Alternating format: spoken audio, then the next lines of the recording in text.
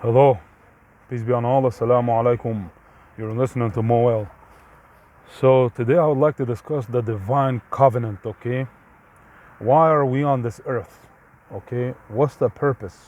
What's the objective purpose? Matter of fact, because without objective purpose, this whole reality is absurd. Okay, and nihilism becomes a fact of the matter. Okay, if you've been watching my previous videos, you will notice that I basically debunk nihilism, because we've been equipped with cognitive faculties and consciousness, something of the divine and the sublime. Okay, so when we basically try to account for or justify these faculties, the only justifiable, coherent explanation is God. Okay, and only one God, nothing else. Okay, so basically, without God, this whole existence is absurd. Okay, now some people might say, okay, but with God it's also absurd. But we're fundamentally equipped with limited knowledge. Okay, and pretty much if we keep asking questions ad infinitum, keep asking an explanation for an explanation for an explanation, we will never attain knowledge and we will never have coherent answers. So we have to work with what we have, and that's the bottom line. Okay, or else you really delve into the absurd. If you become a nihilist and you have no answers. So for example, the divine covenant from an Islamic perspective, which is the most coherent answer, in pre-eternity, okay, in the realm of the souls, God has given us something. He has offered us to be entrusted with free will. Okay, so it says, إنا عرضنا الأمانة على السماوات والأرض والجبال فأبين أن يحملنها وأشفقنا منها وحملها الإنسان إنه كان ظلوما جهولا. What does this mean? Allah is saying that He basically offered the trust. What is the trust? That is free will, to the heavens and the earth, and to the mountains. Okay, but they refuse to carry or to have such trust because they were afraid of such burden. Okay, but the human being took it. Indeed, he was unjust to himself and ignorant of the outcome. Now basically, if you want to be entrusted with free will, it comes with consequences. Okay, and the consequence is simple. You have a choice between good and evil, because that's what we experience in this reality, good and evil. And the outcome is either heaven or hell. We took that trust. We actually accepted it. Okay, so in the realm of souls, in the realms of the soul, and I believe that the soul is created. It's not something that always existed. It was created at one point, and in such point, Allah, basically God, gave us, it was the divine covenant. Okay, this was the divine covenant, and we accepted it. And from such state, we were descended in this physical realm. So we were in the immaterial realm, which is the realm of the souls, and basically we descended in this physical realm. We bore witness to that one conscious being. Okay, because our consciousness is basically emerged from a conscious being as well. Okay, so it's not a physical process, it's a metaphysical process. Okay, so in that realm, our consciousness we delved, basically antimatter and matter collided, and we're experiencing this physical naturalistic reality. Okay, which is which basically is dualistic. You know, if you adhere to dualism, so we're a soul and a body, okay, a spirit and a soul in a physical body. Obviously, when I speak to the atheist, for example, this reality was in a way it was imposed on us. What was imposed on us? You see, because we were ignorant, we only wanted free will. We wanted to have the ability to choose. So what was imposed on us was basically the social contract. So we accepted the divine covenant, but what was imposed on us was the social contract. So, for example, the laws of this nation, we did not choose it. It was imposed on us. The laws, not just the laws, the social norms was imposed on us, which is the social contract as well. Our physicality, our bodies, our DNA, our genetics is passed on from our parents. We did not choose it. It was imposed on us. We only chose free will. See how coherent that is now? It's very coherent because free will is intuitive. You cannot deny it. It's very intuitive. But we are not omniscient, so we do not know the outcome. And this is why if we are entrusted with free will, we should maintain it. So kind of like the Matrix, okay? Kind of like the Matrix. And I always like to give analogies that are basic, that can correlate with pop culture. Because a lot of people, this is the only way they can fathom, you know, this is the only way they can grasp the reality of the matter, you know what I mean? So, for example, in the Matrix, you have two choices. You either choose the red pill or a blue pill. The blue pill, you stay heedless and oblivion, and you believe in whatever you want to believe in. You take the red pill, and you go in Wonderland, and you see how far the rabbit hole goes, you know? That's what Morpheus was telling Neo, okay? The one, the chosen. So pretty much you have a choice, two choices, either good or evil. And when you recall in the movie, Neo came out with a blank slate, a tabula rasa. And this is what happened when we chose free will. We cannot recall that divine covenant. And that's why the Quran is nothing but a reminder. So it can remind us of that divine contract, that divine covenant that we chose. Unlike the social contract, it was imposed on us. Like liberalism, for example, in this hegemony, Canada and the United States and all these Western hegemonies like Britain, is based on philosophical liberalism. And the founder of such philosophy is John Locke, okay? Jean-Jacques Rousseau, Thomas Hobbes, okay? All these people, they try to come up with a meta-narrative to justify philosophical liberalism. But basically they were saying that a fight took place between the people, and eventually the winners, the dominant side, they ruled over the nation, over a people, and the people accepted them as rulers. Just like today, we accept to have rulers, or else you become nihilistic and an anarchist. And anarchism is synonymous with nihilism, by the way. So when you become a rebel, you become an anarchist, like the Satan. He became a rebel. He had free will as well, and he chose to rebel against what's been preordained, okay? And that's basically, he chose to rebel against God when Adam was put in place, when Adam was created. So the divine covenant is basically, we chose to have free will. And a lot of people enjoy this free will, you know, a lot of people take advantage of it. For example, you have a lot of rebellious people, you know, hedonistic, liberal, philosophical liberal type of individuals, you know, because that's what hedonism is, you know. And by the way, all these natural rights that are similar to human rights pretty much, all these nonsense upon stilts. The founding father, Jeremy Bentham, okay, will tell you it's nonsense upon stilts. There is no anchorage. It's man-made.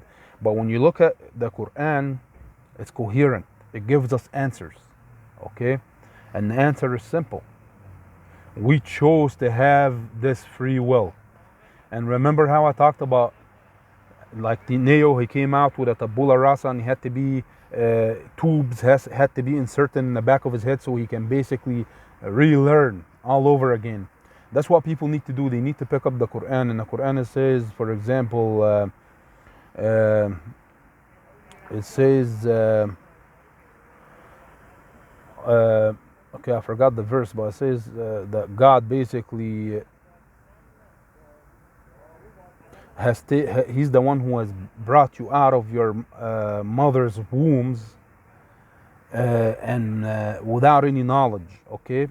And then he has given you hearing and sight and basically cognition, you know, reason, and all these things that allows you to basically comprehend. So a priori knowledge, okay? So you can be thankful. And a lot of people take these things, these faculties, for granted. Like an atheist, for example, a naturalist atheist cannot account for these faculties. Okay? So this is the divine covenant. And insan, what is insan? Insan is a human being in Arabic.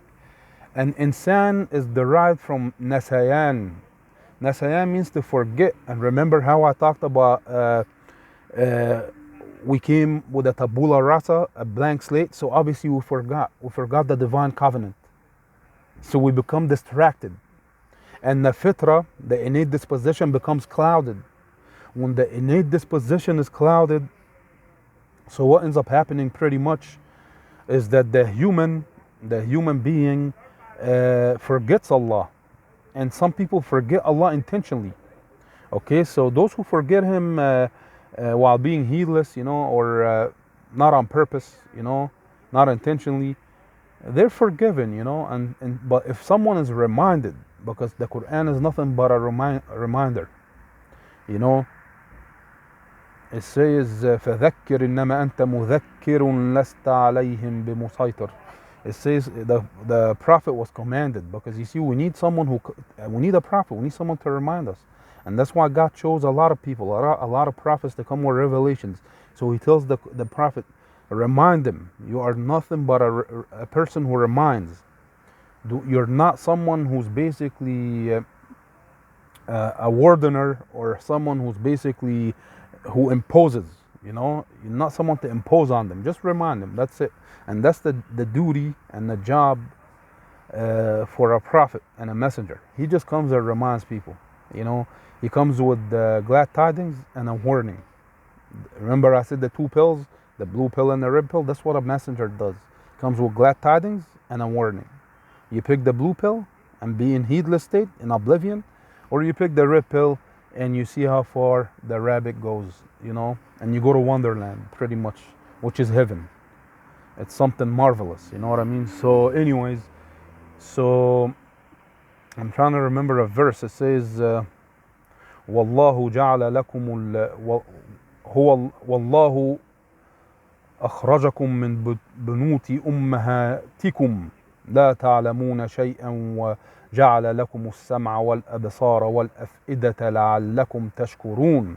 So this is the verse that I was trying to recall. Basically it says it's Allah who brought you out of your womb, your mom's womb, without any knowledge, and then equipped you with hearing, with sight, and afida, which is basically the faculties of reasoning, okay, reasoning, of having wisdom, not just logic, not just computational type of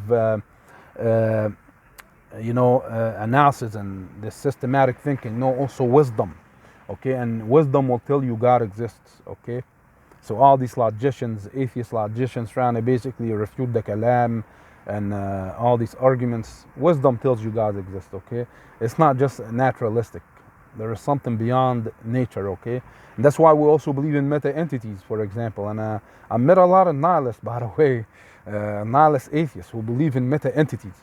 Okay, but I don't want to digress anyway. I'm just talking about the divine covenant. Okay, everything has been imposed on us except the divine covenant. The social contract is imposed on us. You did not choose to live in the United States. You did not choose to live in Canada. It was imposed on you. You did not choose to be white. You did not choose to be black. You did not choose to be brown. Okay, everything has been imposed on us, and basically with this, and we have free will to make the best out of it, to make the most out of it, okay? So we have free will to basically choose between good and evil, and have forbearance between the virtues and the vices. Okay, so this is the divine covenant in a nutshell, and I know I pretty much I'm going to have to divide this video into two parts anyway. But the divine covenant is basically, like I said, it's all about free will. And everyone knows intuitively that we have free will, because if we don't have free will and it's all based on hard determinism, then how do you know you have metacognition? How do you account for it? You know what I'm saying? Because how do you know that how do you know that hard determinism is true under naturalism? Because at the end of the day, it's bosons and fermions producing introspective illusion, like Alex Rosenberg has stated. The fact of the matter is nihilism. And then Owen Flanagan also says it's a completely serendipitous fact. You came to be anything at all, and when you're gone forever. That doesn't make sense, okay? That doesn't make sense at all. Because how does he know? If it's all bosons and fermions, then what is so mystical? How do you know? How do you account for metacognition? How do you know that what you know is true? It's self-defeating. It's absolutely self-defeating. Even if we look into what do you call it? Darwinism, science. If you assume philosophical naturalism, then everything is based on material and the physical. There's no difference between you and a 6-foot chocolate bunny, for example. So no difference between you and a 6-foot chocolate bunny. So how do you know?